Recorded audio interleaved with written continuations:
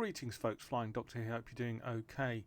Now, one thing I had noticed on Microsoft Flight Simulator's marketplace in this gap between Christmas Day and New Year's Day is that there's something of a fire sale on, and some of the discounts here are considerable. You can see on the rotorcraft 60% discounts, and one aircraft that interested me in particular, having seen the reviews earlier in the year, was the Cowan Simulation CS H125.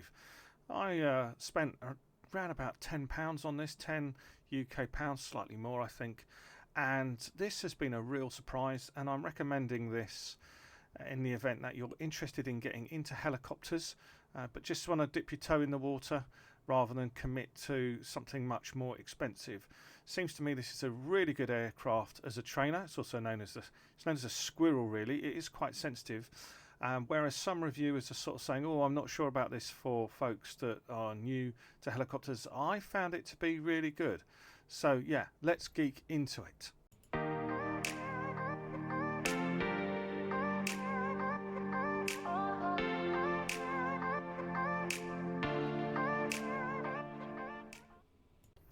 So one of the reasons this has attracted me, I kept an eye on this when it first came out. There were one or two kind of questions, one or two things that needed some work, but yet another company, Cowan, who have a reputation for making improvements that need to be made. You can see detail here on Cowan's website of the improvements they've made to the flight model and to various aspects of the aircraft. So really impressed with this. Also comes with an absolutely enormous stack of liveries here. I've never seen so many more liveries than this, if that's your kind of thing. But we do like to personalise things as well, and it comes with a paint kit as well for those who are into that. I haven't even managed to scroll to the bottom yet. This is just incredible.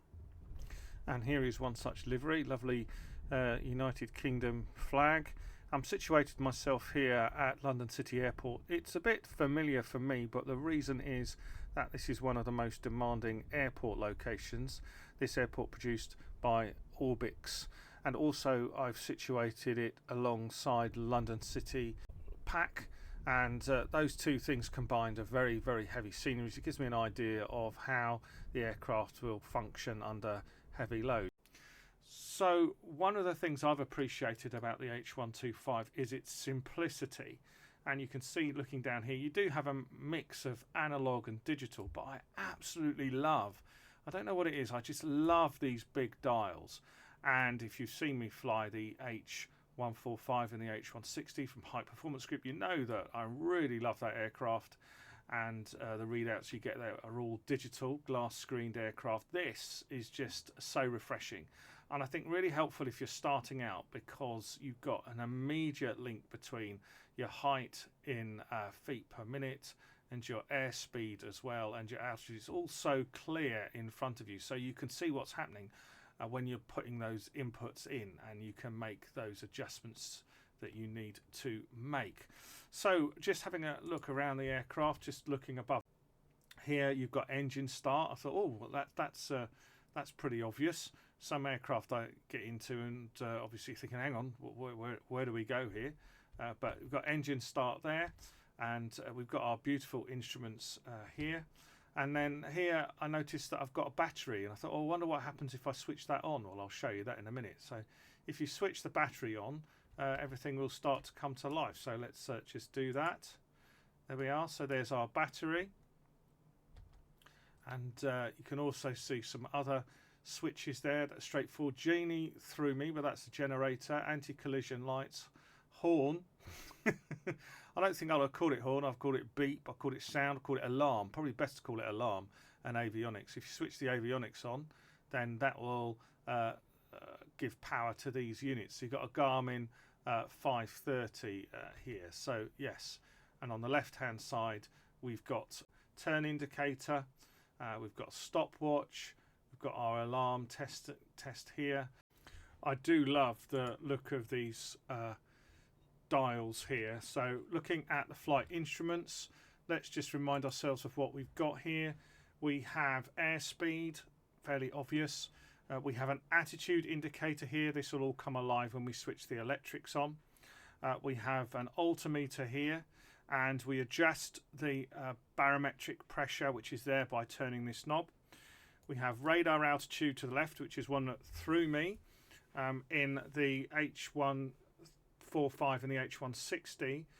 You have radio altitude, this is radar altitude, and this is really helpful, height above ground, but also you can rotate using this knob here, and you can see that an alarm will come out when you reach that height.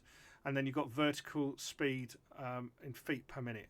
So in terms of flying the aircraft, I really love this because it gives an immediate visual understanding of your relationship between your airspeed, your attitude, and your vertical speed per minute, because very often you will be wanting to balance your altitude, which is controlled by lifting the collective, which changes the angle of the blades, and that's what gives you lift, so up and down on the collective.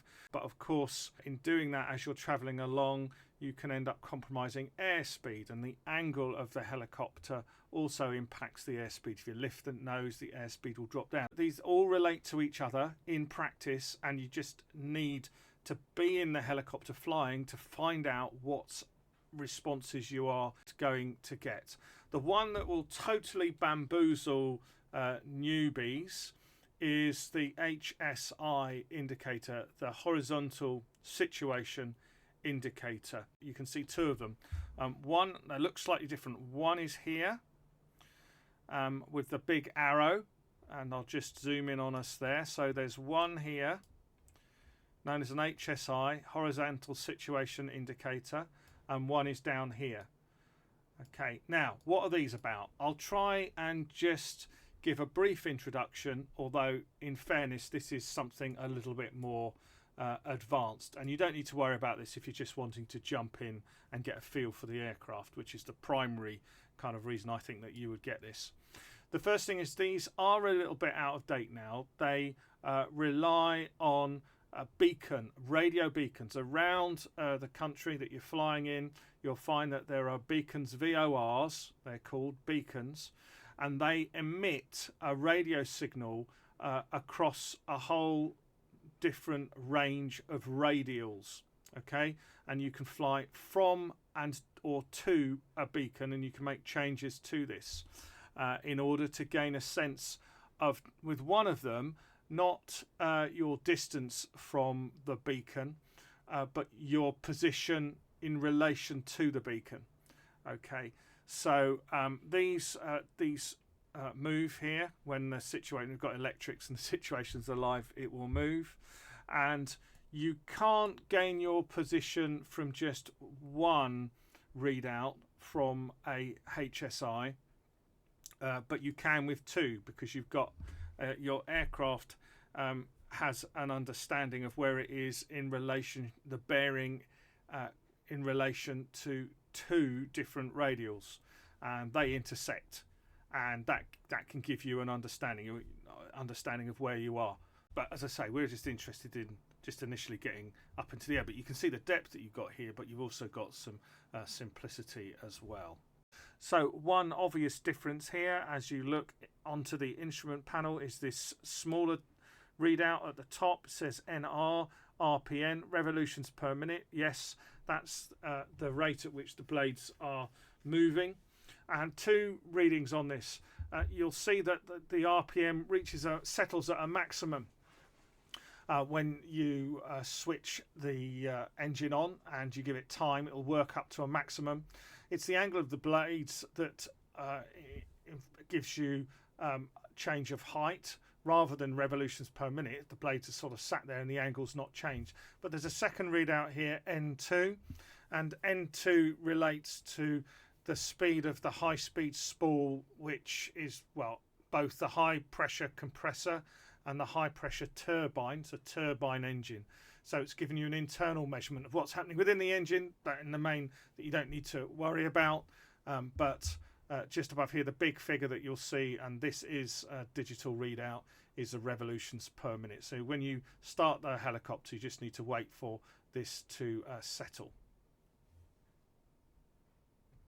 So let's switch some things on. We can we've not got our engines on at the moment, so no point putting the generator on. Fuel pump will need to be on. That's the next thing. Fuel pump will need to be on in order to initially get the fuel pumping into the engine, and then once the engine is up and running, this is a turbine aircraft, that fuel pump can be turned off. So let's just start by turning some things on, the basic things. Let's turn the avionics on first, so you can see that jump. And also, did you just see the needle jump there in the CDI unit here? You can see that we've got an upper unit here, which gives us basic navigation. I have not worked out how or whether traffic is off or weather off. It's the weather being missing is one that's a little bit of a concern for me. Also, you can file a flight plan here, but nothing on procedures or nearest airports. You can do it down here, but I'm struggling up here. But we are well beyond the basics in this. So the Garmin is coming on, and if you just sort of see there, as I just manoeuvre my way around, it's asking if it's okay. So this is where it's getting all of its data from. So we'll click OK for that, and OK for that. And now this unit is just searching for satellites. That can take a little while, but yeah. So there we are. There. That's a little bit exciting. We've turned our avionics on. Horn is the warning, as I say. Anti-collision lights can go on. I don't know what they look like. Fuel pump can go on. Pitot heat. Now the pitot is a sensor, sometimes at the front of the aircraft, a tube. Sometimes it sits off the center of the aircraft, where at the center of where the blades are rotating.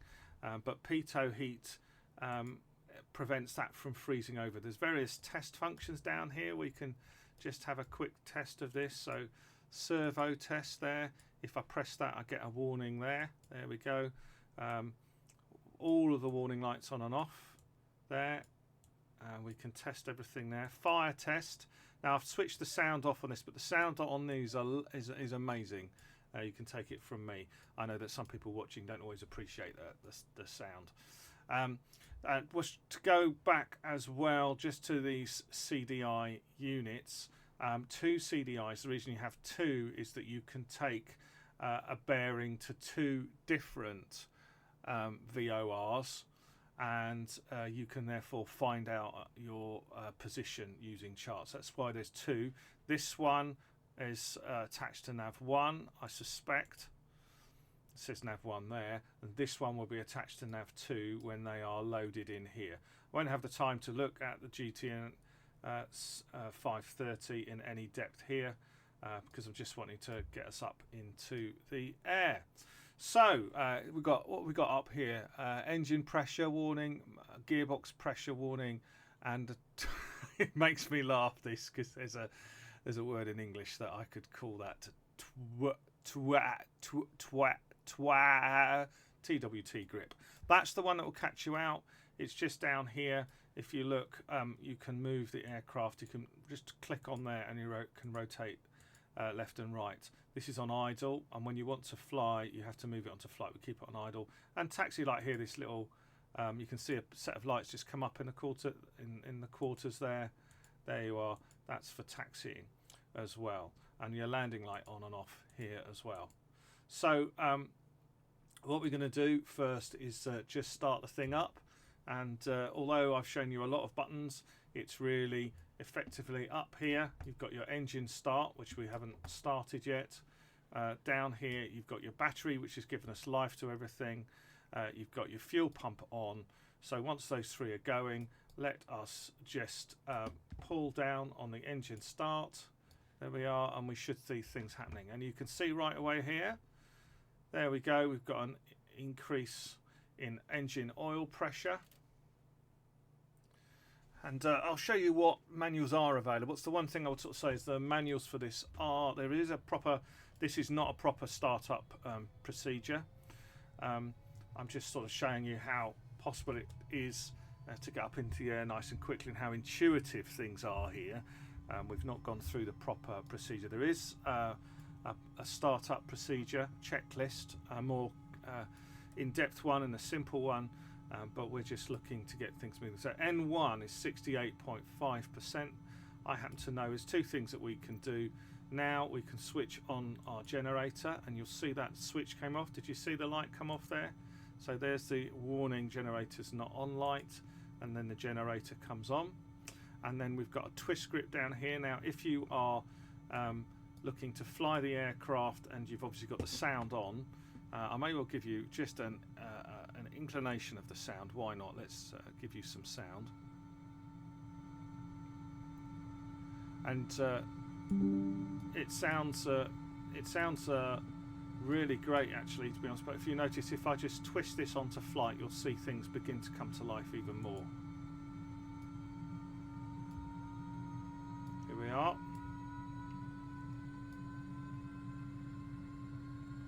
You see an increase there in the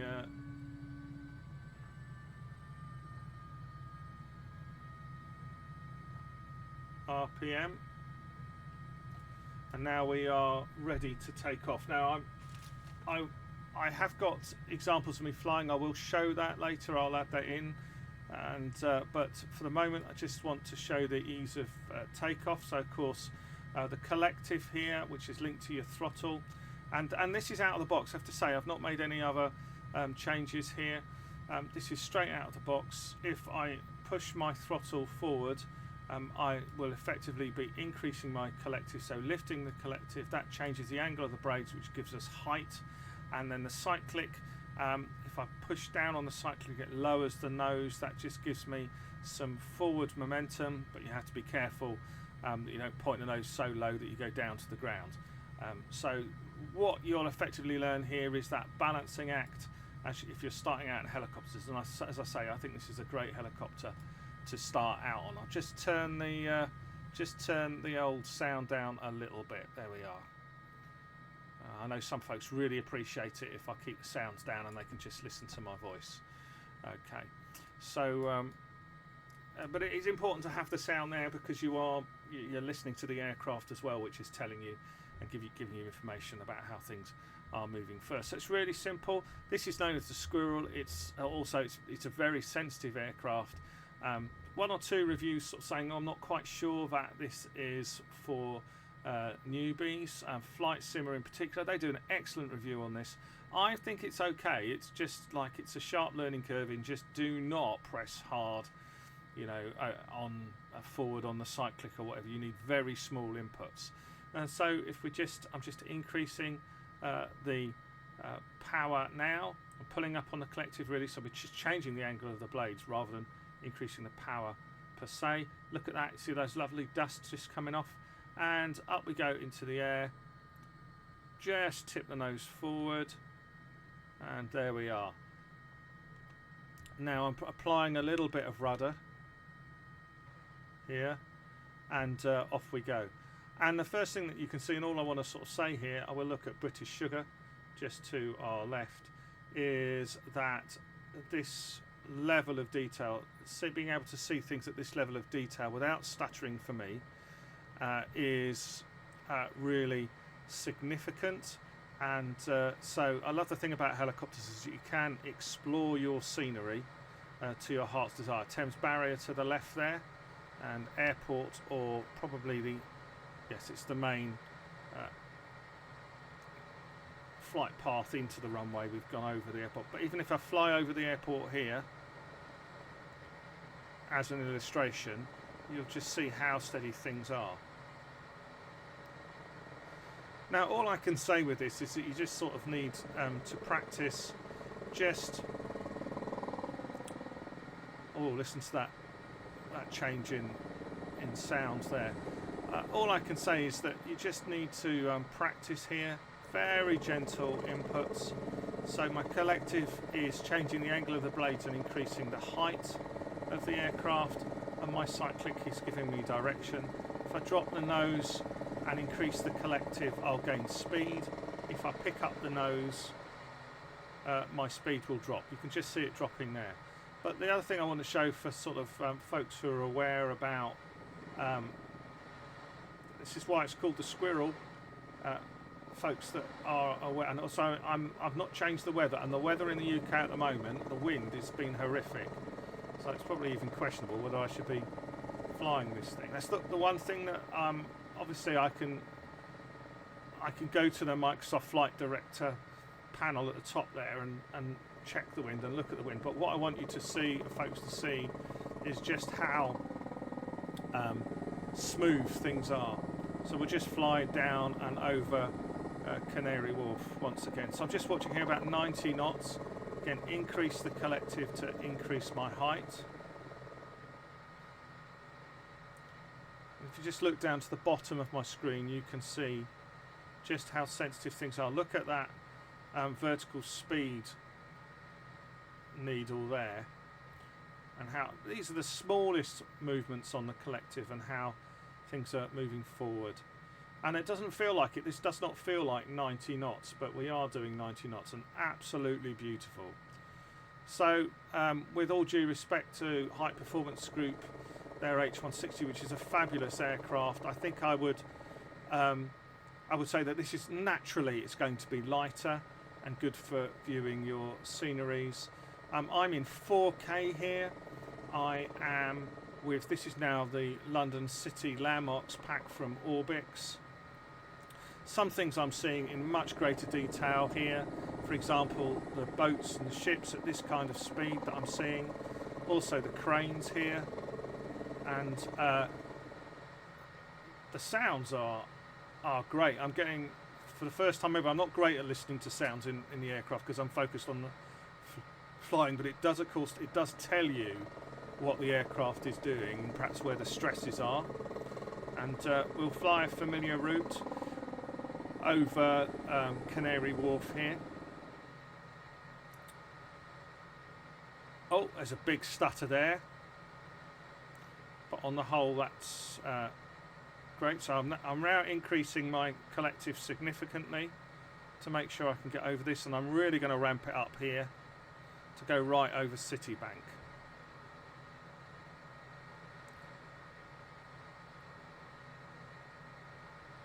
There we go.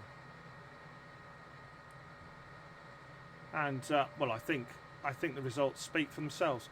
For those interested in my system, I'd be quite happy for someone to sponsor me on developing a new system or even getting a 4 series graphics card. I am running 4K on a 10850 i9 10850 processor. So this is 3 generations down. Oh, hang on, 10, 11, 12, 13, yes, 3 or so generations down, and I'm running a 3080 Super, and this is what I'm getting. This is 4K. It's 4K admittedly on a single screen, but I don't need much more. And we'll attempt my stunt that I've tried before, and we'll try a landing as well, of flying through Tower Bridge itself. Now the only thing is there is a lag, and this is really fast as well. There is a lag when you use the collective. Can I get right through?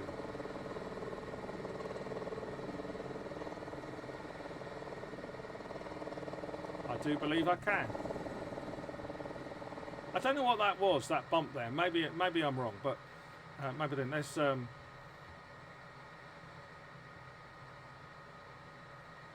so what we're going to do is just going to attempt a landing. I'm seeing a lot more. This is on high settings, it's not ultra settings, and also photogrammetry is not on. There's a reason for that, and that Orbix put in so much care. Well, a lot of the time they put in a great deal of care to give us these polished scenery objects. If you put on photogrammetry, well, it kind of just destroys the whole look, really. So there's some pools there, and it would be nice just to model a landing.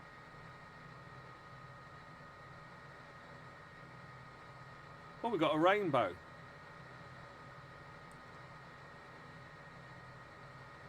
So this is today's weather in London itself. we'll just go up and do a little flyby of the post office tower.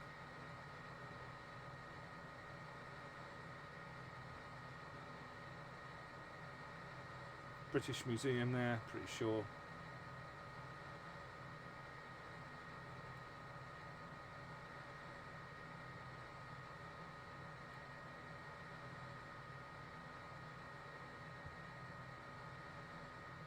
Obviously flying into bad weather here as well.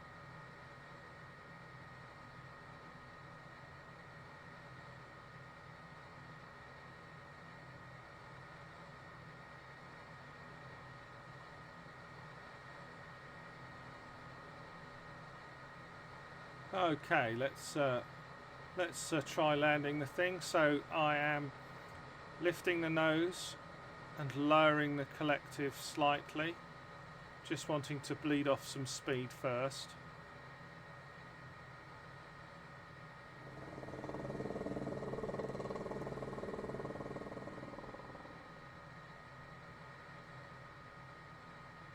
That's London Zoo there, I believe. Not enough speed, so lifting up the nose even more, reducing the collective down.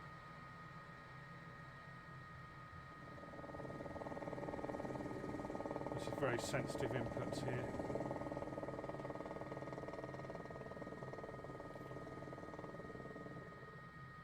And once I've this is the way I'm going to do it. Once I've reduced down to 60 knots, I'm going to have a look for somewhere to land and pick something out.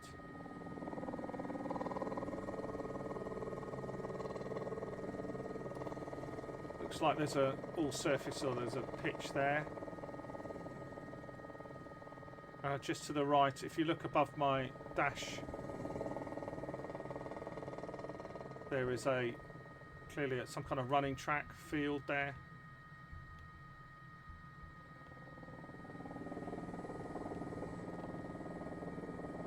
Just keeping that in sight on the dash, just above the dash.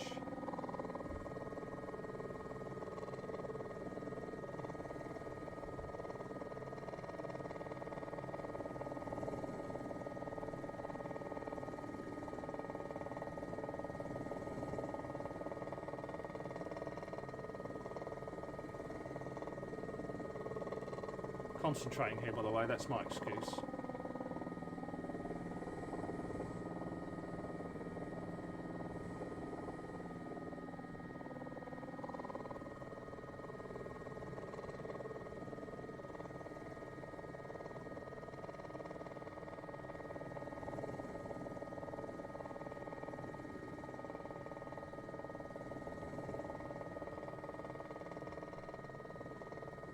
The thing that's missing for me is a readout on wind direction, or anything at the front of the aircraft to indicate direction of the wind. You know, like a couple of pieces of string off the nose. But there we are, just hovering in gently.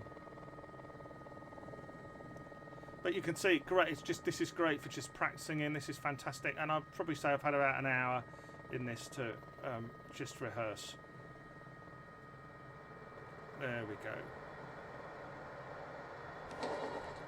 Okay, well, a little bit of a bang there in the end. So yeah, really appreciate this aircraft. I think superb value. I would say get it for sort of a 10 quid if you've got that lying around after Christmas. This is just an excellent aircraft and being offered at an incredible value at the moment. And for somebody, as I say, just wanting to test out their thoughts about working with helicopters, you know, do on the carry on, you're not going to lose anything by investing £10 in this. Absolutely brilliant. And congratulations to Cowan Sims as well for all of their hard work too. Obviously, I could do a lot more work to look at the GTN 750 and the instruments themselves and how you use these, but that's for a different video. Probably is worth me just showing what is available for the moment in terms of helps.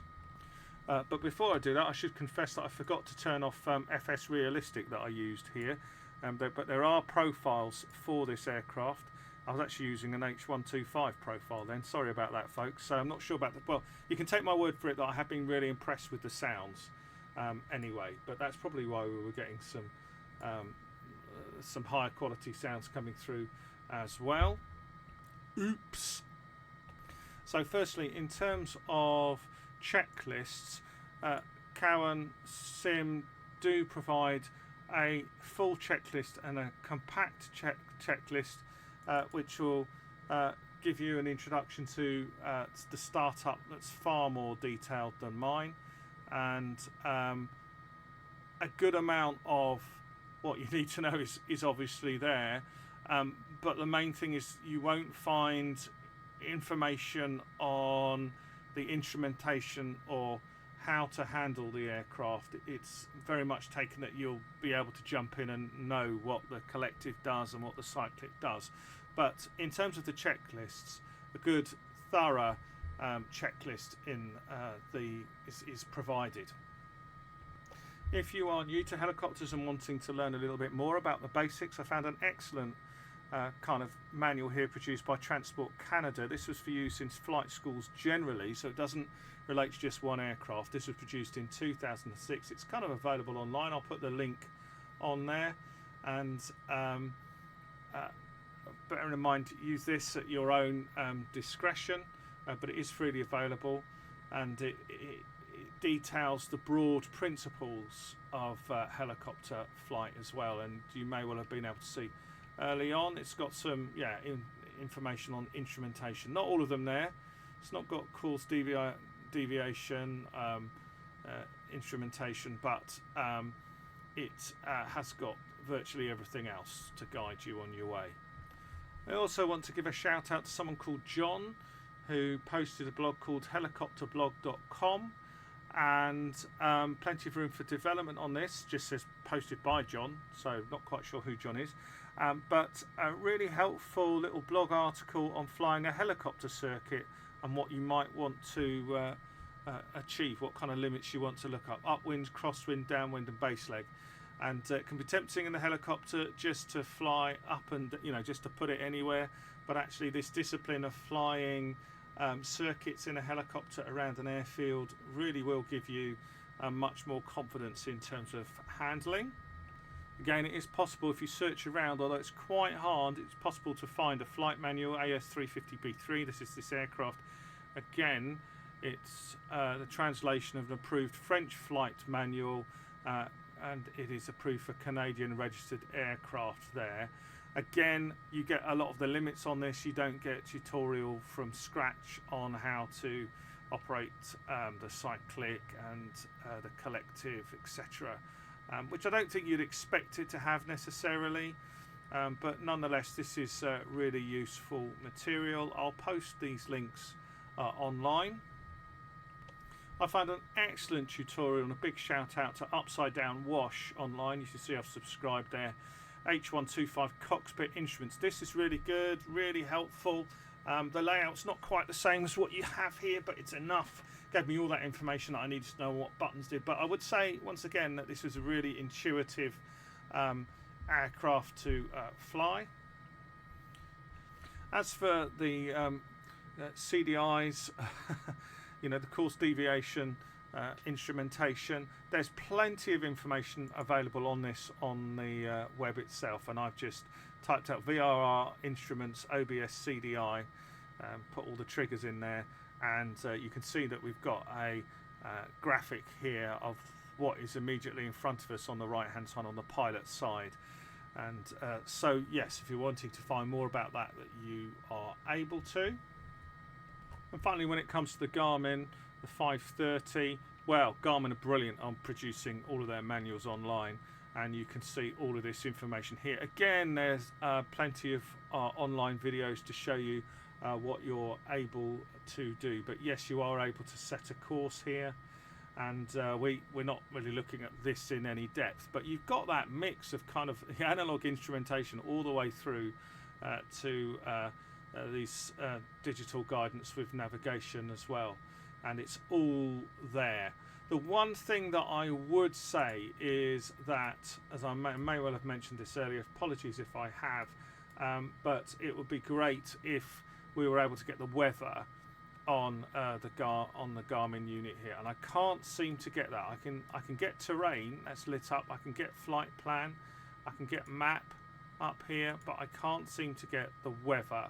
So at the moment the weather report comes via, well, it'll actually come via ATC, and we'll have a look at that there, and so we can tune the weather and see what comes. Clear of runway, right? But yes, so that's the only slight limitation I'm seeing at the moment. But yeah, great little aircraft. £10 if you've got £10 between Christmas and New Year. I thoroughly recommend it. I don't get any benefit, of course, from Cowan Simulation. I'm not sponsored by anybody, but nonetheless, I'm just doing this because just looking to encourage people in the joy of flying in the sim. So yes, I would recommend this fully. Take care, folks. Stay safe, and once again, if you do like what you see, please subscribe and keep the geek alive.